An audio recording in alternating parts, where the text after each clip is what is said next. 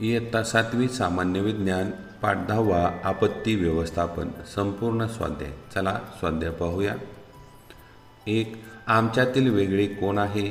अ. दुष्काळ, भूकंप, ढगफुटी, रेल्वे अपघात. उत्तर आहे रेल्वे अपघात. आ. आवर्षण, अतिवृष्टी, वादळे, सुनामी. यातील वेगळा आहे आवर्षण. ई. शिलारस, उष्ण चिखल, राख, टोळधाड. यातील वेगळा आहे टोळधाड. ई. पिके वाहून जाणे, पिकांवर कीड, ज्वालामुखी, पीक करपणे. यातील वेगळा जो शब्द आहे तो आहे ज्वालामुखी.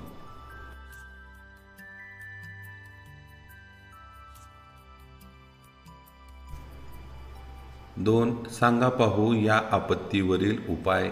1. दुष्काळ, अदुष्काळ. उत्तर 1. पाण्याचा नियोजनपूर्वक वापर व पाण्याचा पुनर्वापर करणे. 2. स्थानिक पातळीवर जलसंधारणाचे योग्य नियोजन करणे. 3. मोठ्या प्रमाणात वृक्ष लागवड करणे तसेच वृक्षतोड थांबवणे. 4.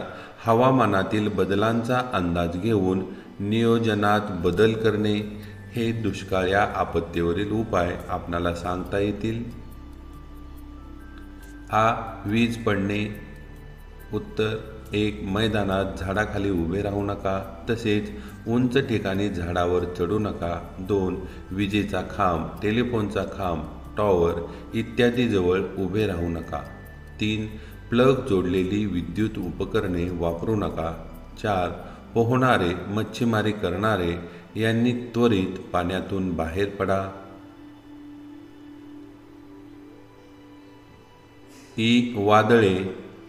उत्तर 1. इमारतीवर पडून नुकसान करू शकणारी झाडे नियमित छाटा व नुकसान टाळा. 2. आपण घराबाहेर असल्यास नेमके कोठे आहोत ते जवळपासच्या नातलगांना, मित्रांना कळवा. 3. तुम्ही स्वतः बाहेर असलात तर सुरक्षित ठिकाणी आश्रय घ्या. 4. गॅस रेग्युलेटरचा स्विच बंद करा. वीज पुरवठा खंडित करा.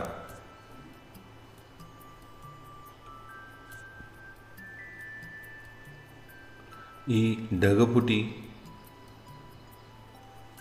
उत्तर ढगफुटी झाल्यावर मोठ्या प्रमाणात पाऊस पडतो, अशा वेळी घराबाहेर जाऊ नये. 2. खूप जोराचा पाऊस पडत असताना डोंगर पायथ्याशी नदी किनारी थांबू नये. 3. जास्त पाऊस पडणाऱ्या भागात आपत्ती व्यवस्थापन आराखडा तयार ठेवावा. 4. जे लोक पावसात अडकलेले असतील त्यांना तात्पुरता आश्रय द्यावा.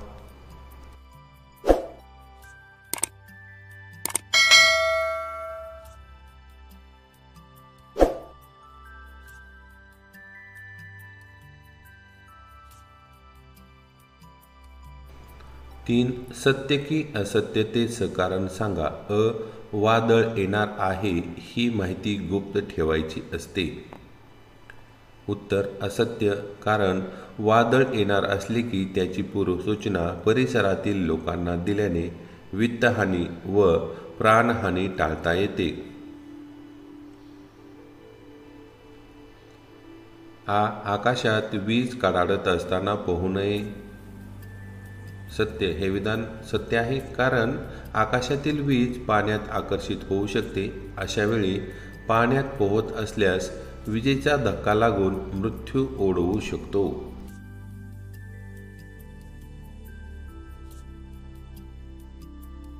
ही ज्वालामुखीचा उद्रेक टाळता येणे शक्य आहे. असत्य. हे विधान पूर्णपणे असत्य आहे, कारण ज्वालामुखी ही एक नैसर्गिक घटना असल्याने ज्वालामुखीचा उद्रेक टाळता येणे शक्य नसते.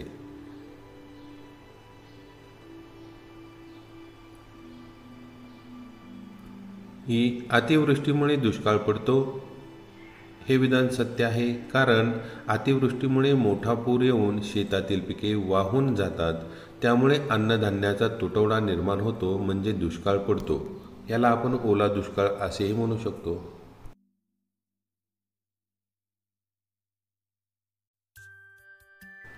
प्रश्न 4 आहे. खालील प्रश्नांची उत्तरे तुमच्या शब्दात लिहा. अ. सुनामी म्हणजे काय? ती कशी निर्माण होते? उत्तर एक. सुनामी म्हणजे किनाऱ्यावर येऊन धडकणारी पाण्याची मोठी लाट. 2. महासागराच्या तळाशी होणाऱ्या भूकंपामुळे तसेच ज्वालामुखीमुळे सुनामी लाटा निर्माण होतात. 3. सुनामी लाटांचा वेग ताशी 800 ते 900 किलोमीटर इतका असतो. आणि 4.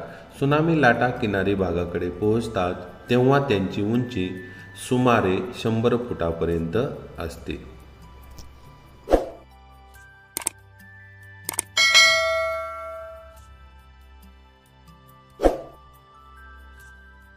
हा ढगफुटी म्हणजे काय?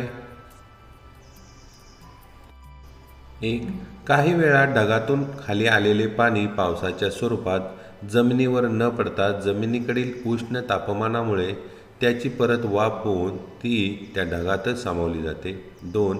परिणामी त्या ढगात वाफेचा अधिक साठा होतो. 3. शीघ्र संगणन क्रियेमुळे अचानकपणे एखाद्या विशिष्ट व लहान भूभागावर सुमारे 100 मिलीमीटर प्रति तास किंवा त्यापेक्षा अधिक प्रमाणात पाऊस पडतो. याला ढगफुटी असे म्हणतात.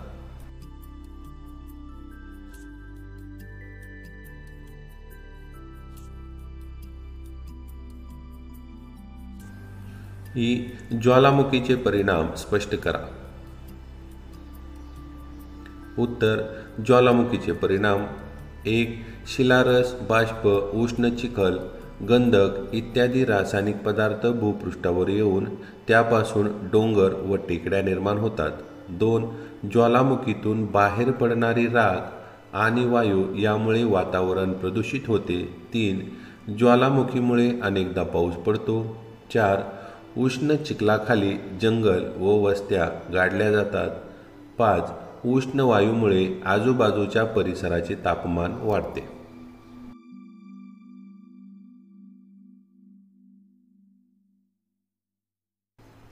ही विजेपासून जीवितहानी टाळण्यासाठी कोणते उपाय आहेत? उत्तर विजेपासून जीवितहानी टाळण्यासाठी एकतर मैदानात झाडाखाली उभे राहू नये तसेच उंच ठिकाणी झाडावर चढू नये. 2. विजेचा खांब, टेलिफोनचा खांब, टॉवर इत्यादी जवळ उभे राहू नये. 3. विद्युत उपकरणे, मोबाईल किंवा दूरध्वनींचा वापर करू नये. 4. विजा कडाडत असताना त्वरित पाण्यातून बाहेर पडावे. आणि 5. आपल्या घरावर तडित रक्षक बसवून घ्यावा.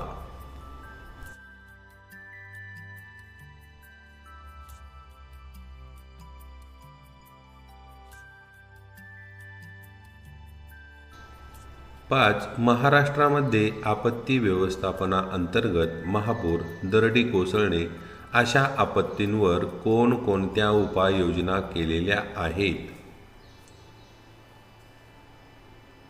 उत्तर 1. महाराष्ट्र सरकारने आपत्ती व्यवस्थापन विभागाची स्थापना केली आहे.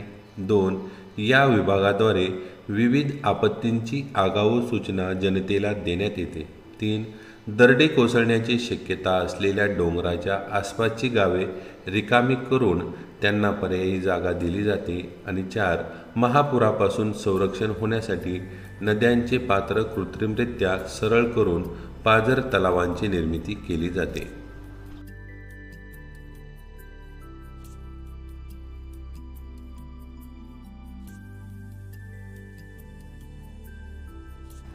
6.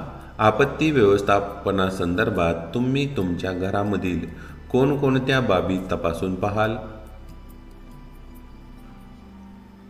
उत्तर आपत्ती व्यवस्थापनासंदर्भात घरातील खालील बाबी तपासून पाहू.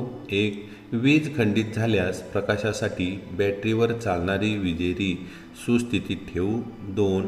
आपत्तीच्या वेळी उपयोगी पडणारी प्रथमोपचार पेटी तयार ठेवू. 3. घराजवळ वीज पडू नये म्हणून घरावर तडितरक्षक बसवू. आणि 4. काम झाल्यावर गॅस रेग्युलेटरचा स्विच बंद करू.